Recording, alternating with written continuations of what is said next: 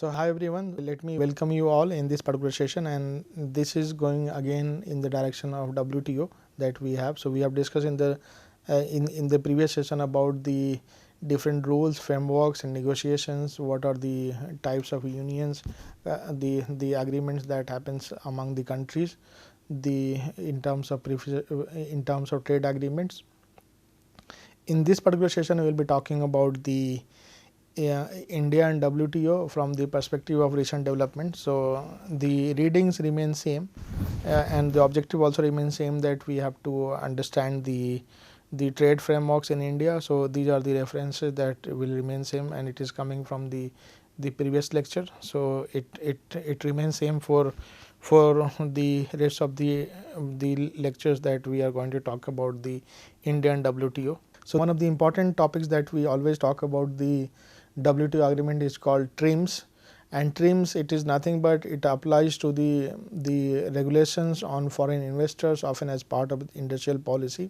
So this idea came when we have the movement of capital, which means that the hot capital or whatever we have the foreign direct investment happening. So each and every countries have already their domestic rules defined, that from which all countries they will be accepting the investment, but in certain cases it becomes a controversial or dispute issue that the WTO members feel that they are not given due attention if they want to invest in a country. So in that case of dispute settlement, the WTO also comes into. So the rule it mentions that the TRIMS rules, that it applies to domestic regulations, a country applies to foreign investors, often as part of industrial policy. So in case of industrial policy, it has to be. TRIMS negotiations during Uruguay round applies only measures that affect trade in goods, recognizing that certain investment measures can have trade restrictive and distorting effects.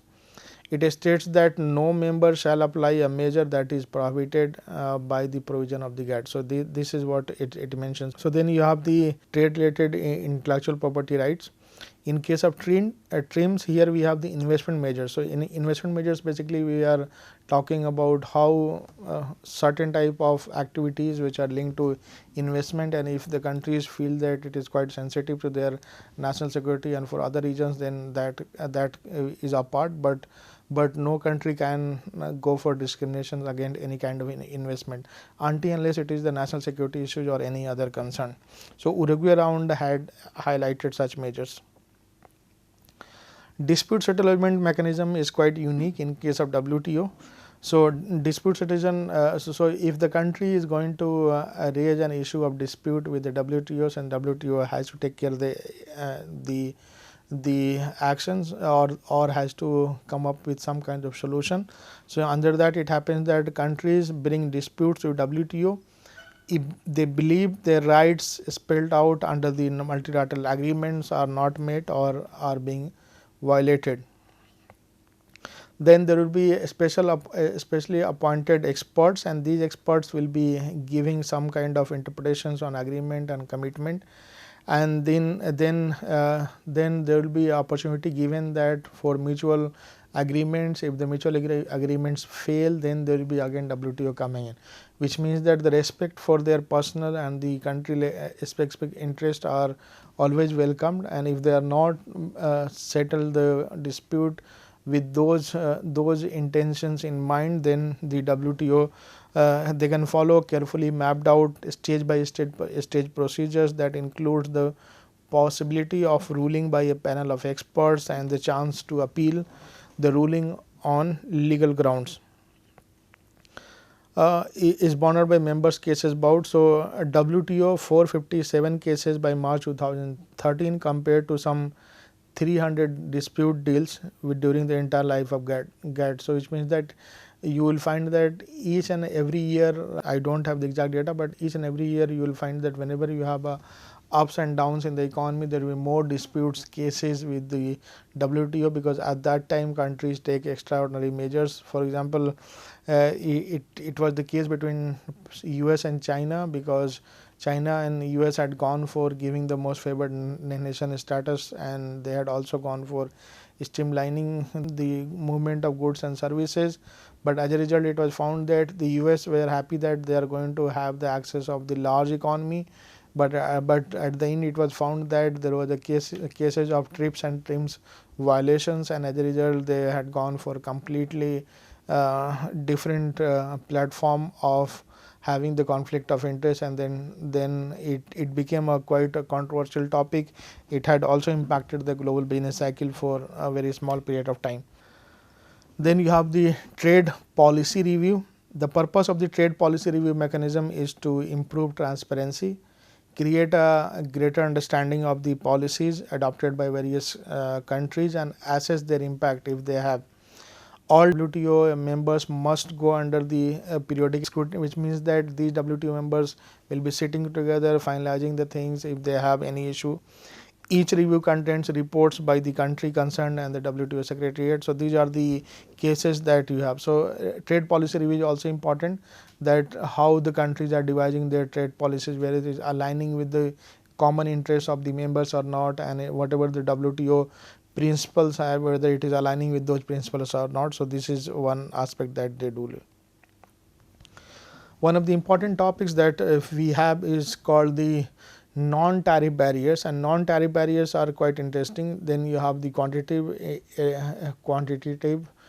you have the restrictions, then you have anti-dumping procedures, countervailing procedures you have, then you have a sanitary and phytosanitary sanctions, then you have the import licensing, then you have the IPR, intellectual property rights, then you have the safeguards for your own industry from others.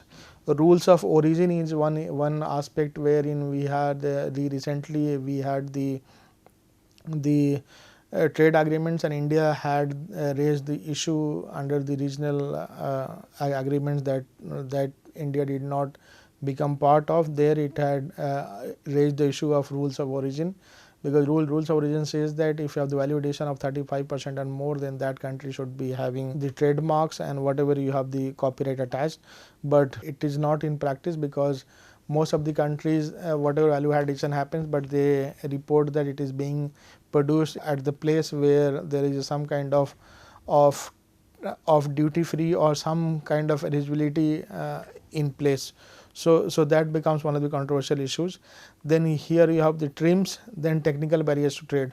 I will be dealing with some of these measures, because it is very difficult to cover in half an hour session each and every topic. So this was, so one you have is the tariff quota in terms of quantitative restrictions that we have.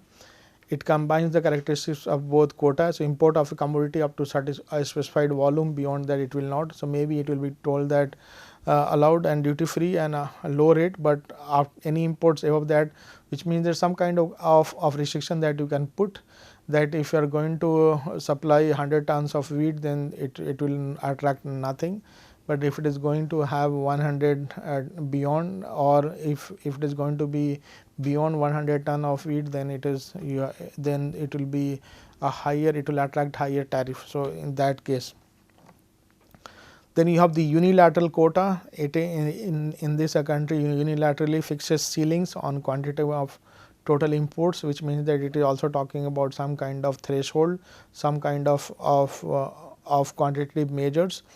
And then the bilateral quota. So, basically tariff is a quantitative measure where you impose directly.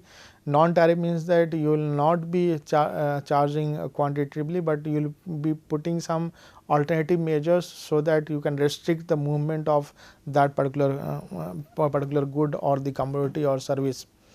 Bilateral quota resulting from negotiation between importing and exporting.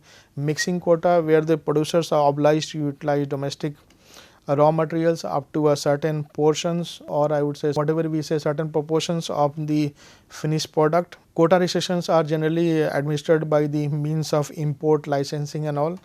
And then here you have the so in case of India, it was reported in 2005 that Indian garment manufacturers faced this April Export Promotion Council and for yarn and fabric, and then this was in limelight, and then there was some kind of issue with regard to the export of certain items. Then also some countries also go for something called duty drawback. Under that, if you are importing certain raw material from outside, you will be given some kind of benefits, but once you have produced using that raw material and export your good, then you will be given rebate. So those are also part of.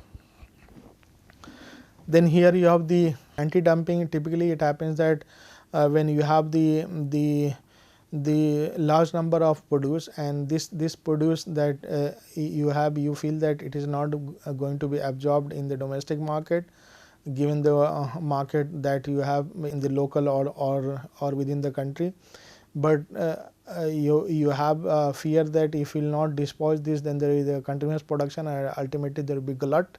So just to make sure that you don't have glut, you simply sell at whatever price you have, and if you are going to sell a large amount or dumps a large amount of quantity in any market, the local producers in that market will be automatically wiped out. So for that reason there are some regulations, and it was first time discussed during Tokyo round of GATT negotiations.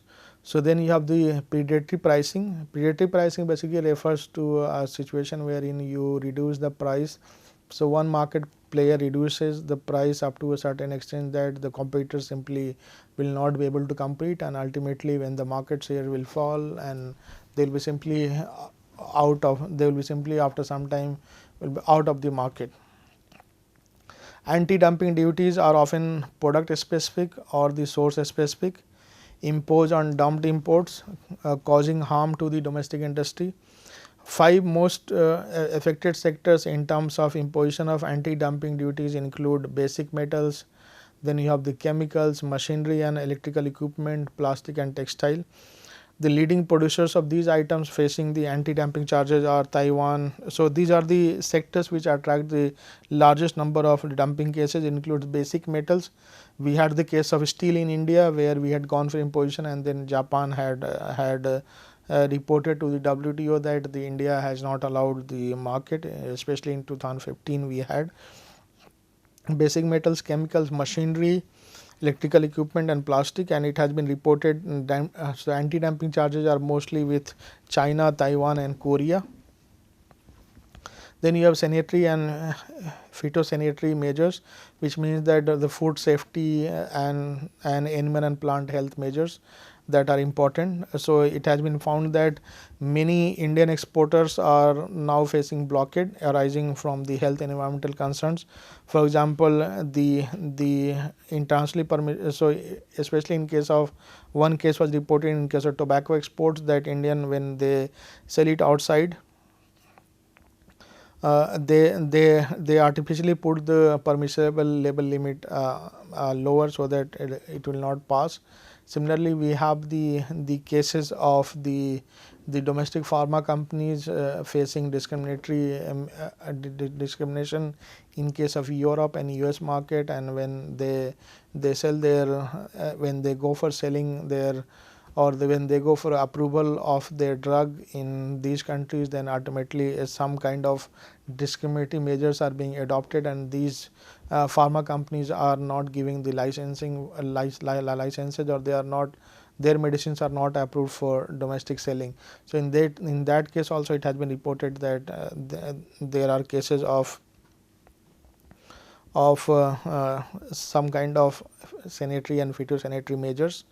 And especially as I mentioned for the tobacco, that the global requirement is 4 parts per million, while Japan and USA had set their permission limit at less than 1. So most of the developing countries, those who are in the tobacco exports, they feel that it is some kind of discriminatory measure. Then you have the safeguards. So safeguards measures are defined for the emergency actions with respect to increased imports of products, right, where it is important that just to safeguard the domestic industry, it should not be allowed. So if you have it is also some kind of dumping case where if you have the excess of something and you dump, then if government is not going to save the domestic producers, then they will be simply wiped out from the market. Your consumers will be happy to buy whatever they have available at the cheaper price. So but it is the government which takes care of the interest of the domestic producers. They normally come under the safeguard agreement under Article 5. And for example, in the US, domestic steel industry has been quite successful in making the Congress implement safeguard measures against more competitive steel producers from China, EU and Japan and all other countries. Japan also has filed a case India to the WTO against the steel, especially the paneling duties imposed on certain categories of steel. So this is also one aspect that in WTO it has been asked to be covered. So these are the issues under the safeguard. So in 2000 early 2015, when the Chinese economy was down, so China also had started dumping steel in India. Japan was also experiencing some kind of slowdown. So Japan also had the excess of steel and they wanted to dump in India, and Indian government took measures because of the safeguard to safeguard the domestic producers in India. And as a result, it has imposed some kind of restrictions on the quantity of the steel as a temporary measure, not permanent. And at that time, Japan has filed a case against India in WTO. Then here you have the intellectual property rights. So intellectual property rights is important to understand, because intellectual property rights is one area that has come up later in the WTO, and this particular rule, it emphasizes on the privacy and the copyright issues, on the uniqueness of the product. For example, Indian software export to Southeast Asia are not taking up because of the illegal copying that happens over there. Similarly, an American firm in Texas started selling rice, brand name Texmati, which is similar to what we have the Basmati rice in India. Then this is also a violation to the clause of IPR. There are certain other violations also. So IPR has become one of the important issues to be discussed, and that's why it is important that we should be keeping in mind for using this. Then you have the service barriers. Service barriers are also important, because in most of the countries where you have the services sector leading, in that country it typically happens that since there will be movement of labor from one place to another for the requirement of the job, and if that country feels that their domestic populace is not being employed and it is not in favor of their country, then they impose certain rules and regulations. Similarly, it had been found, especially during Trump era, that he had not issued the sufficient H1B visa issues, and he has also raised the H1B visa, and because of it had impacted the services sector, and then government had to take measures of going for the manufacturing growth. So Make in India scheme was implemented. Then there is one more aspect that we should be talking about, which is the Agreement on Agriculture, AOA. It talks about it has the three provisions. One is called the market access, then another is called the domestic support. In case of market access, it becomes important. So tariff bindings are to be rationalized and reduced under this agreement. Ordinary tariffs, including those resulting from their tariffications. So under this, the norm is that you have tariff reductions in a phase-wise manner. For developing countries, it has to be reduced from 36% to 15% over a period of 6 years. For developing countries, it has to reduce by 24% in 10 years. And whenever the country has faced, so the market access talks about the tariffication, and it basically tells about the phase-wise rationalization of the tariff so that the trade can be facilitated. So this is what. In case of domestic support, which is talking about the aggregate measure of the support, total aggregate measure of the support. Under this, you have the red boxes coming in, so that I will be talking about. It also talks about at the Uruguay round of 1986-1988 capacity, whatever you have, the total support given in 1986-88, the measures by total aggregate measures should be reduced by 20% in developed countries and 13.3% in developing countries. So this is what it has been mentioned.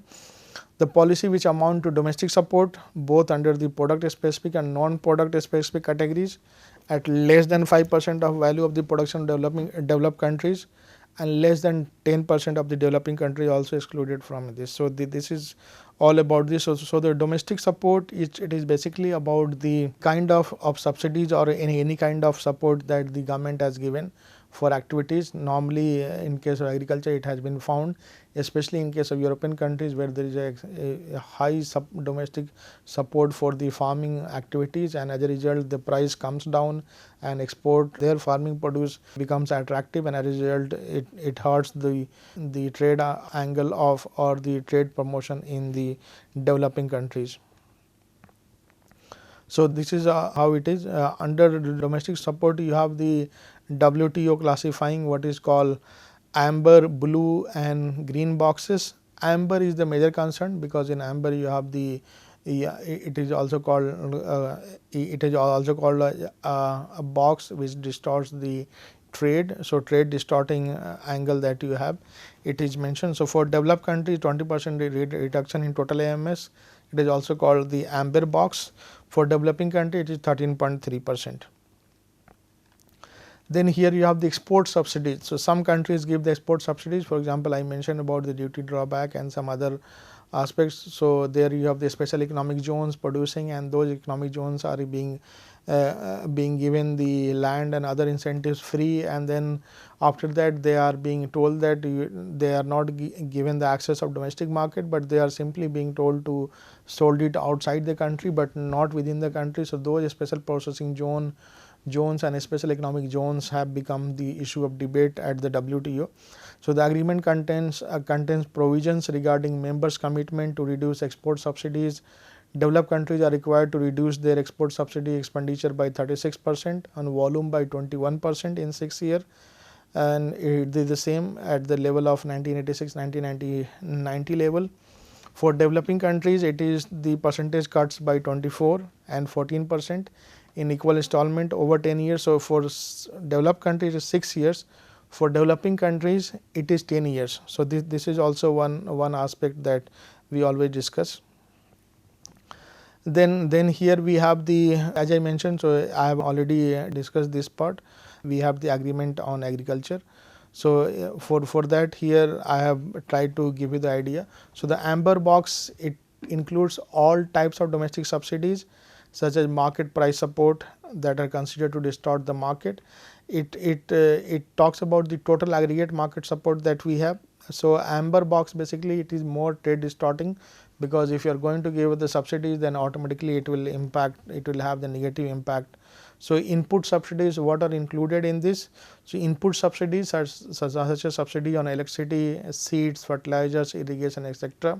So, that is why you find that in some countries the farming, especially the developing countries, the farming issue becomes one of the hotly debated topics, because governments comply with these WTO rules and they do not implement that, and then those beneficiaries which were used to such type of benefit, they get upset and automatically it becomes the law and order issue. But if you think at the macro level, then at the global level this is the